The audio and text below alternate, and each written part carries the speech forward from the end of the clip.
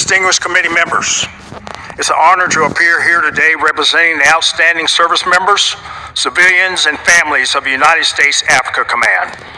As I get closer to the end of my tenure of command, the United States Africa Command Director Marine Corps General Michael Langley has urged the United States government to let African countries, especially the West African states like Mali, Niger and Burkina Faso, which are facing destabilization by violent extremist organizations, to fight their own wars, instead of the U.S. military being too much involved in their affairs. While testifying before the United States House Armed Services Committee on the Tuesday of June 10, 2025, the Africa Command Director noted that as his term at the command nears the end, he only has one recommendation on how the U.S. should handle the insecurity situation in the Sahel, or rather West Africa, where U.S. troops have little presence after their exit from Niger.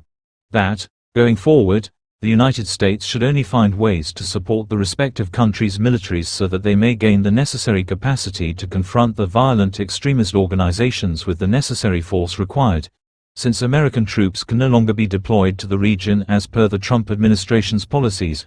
And without saying much, take a listen to what he said before the committee members. Smith, distinguished committee members, it's an honor to appear here today representing the outstanding service members, civilians, and families of the United States Africa Command.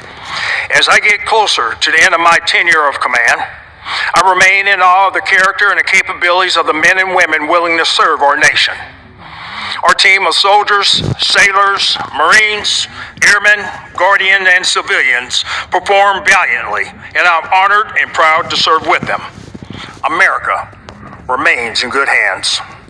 I'm proud to testify with my friend General Eric Kurilla, the commander of United States Central Command, and my colleague, Ms. Catherine Thompson from OSD Policy. I'd like to extend my gratitude for their steadfast cooperation. Now, ordinarily, I would be joined by my command senior enlisted leader, Sergeant Major Michael Woods. However, as all of our outstanding NCOs do, Sergeant Major Woods has chosen to put himself in the best position to influence operations. Today, he's in Morocco for the Africa Senior Enlisted Leaders Conference. Now, Morocco is a shining example of a great return on our investment, and their efforts in developing the enlisted corps across the continent is a crucial step in African military professionalism. I recently traveled to Morocco. I attended the African Lion 2025. This exercise is the largest exercise with participation of over 52 nations, 10 NATO allies, and 2 non-NATO allies, and over 10,000 soldiers participating. I also just returned from Kenya, where we jointly hosted the African Chiefs of Defense Conference in Nairobi. This gathering showcased the Kenyan Defense Force's commitment to fostering military dialogue and demonstrated their leadership. The insights drawn from that forum will help inform Africom's approach to hearing how our African partners are solving challenges in their own neighborhoods and understanding where they can shoulder more of the load. Now, everything we do at the United States Africom, especially these types of partnerships, has overarching goal in mind: achieving peace through strength. Now, this requires three things: a clear understanding of national security threats, a robust and dependable network of like-minded allies and partners, and appropriate resourcing to match military requirements. Now, as I've said in previous testimony, Africa remains a nexus theater from which the United States cannot afford to shift its gaze. It is home to terrorists who take advantage of conditions in Africa to grow and export their ideology. ISIS controls their global network from Somalia. It is where the Chinese Communist Party actively works to change the international rules-based order and establish regional hegemony. And it's where the Russian Federation seizes opportunities created by chaos and instability. Ladies and gentlemen, we must deter these nations and other malign actors from their goals on the continent. Many of our security and economic interests overlap with those of our African and European partners. Successful outcomes enabled by burden sharing are beneficial for all. As a posture-limited theater, we establish strength and work towards peace by enhancing security capabilities of our African partners through our robust system of alliances. Exercises, training events, security cooperation, and foreign military sales programs are the backbone of our military activities on the continent.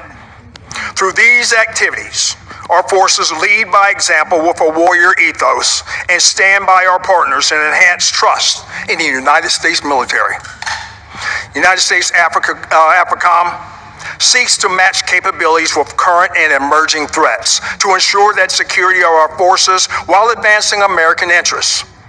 Intelligence, surveillance, and reconnaissance aircraft, crisis response forces, counter-unmanned aerial systems technology, and integrated air missile defense platforms are critical resources to accomplish our mission. I welcome your advocacy and ensuring that these necessary tools are in Africom's hands. Ladies and gentlemen, I appreciate the opportunity to be here today, and I'd like to close by thanking the committee for your stalwart support during my tenure of command. Our ability to accomplish the mission is always linked to your advocacy and encouragement, and I look forward to your questions. Thank you. General Langley, Chair, now recognizes himself for questions. General Langley, there's a lot of concerning aspects to Africa, but West Africa right now seems to be the most concerning. I mean, it's the most capable terrorist organization is, gaining influence in multiple countries and threatening others. We don't have much of a presence there. What would be your recommendation in terms of how we contain that threat that is growing out of West Africa? Ranking member, I would say, since we moved out of Niger, we had to reset our CT strategy. And that's further engagement, especially with the coastal West Africa countries who are building capabilities and capacities to deter. And a number of countries is working, but JNM, which is and AQIM, and also ISIS Sahel are really starting to get their footing and affect themselves across the Sahel AES countries of Niger, Mali, and Burkina Faso. I think that just collaboration with our partners in increasing institutional capacity for enduring solution against those aforementioned VEOs. To do that, it takes a whole of government approach, not so much our whole of government, but their whole of government, and we need to invest in that. Thank you. Thank you, Mr. Chairman. I yield back. Chair now recognizes his gentleman from Arizona, Mr. Amadei, for 5 minutes. Thank you, Mr. Chairman. And thank you, generals, for your leadership and your service for our country.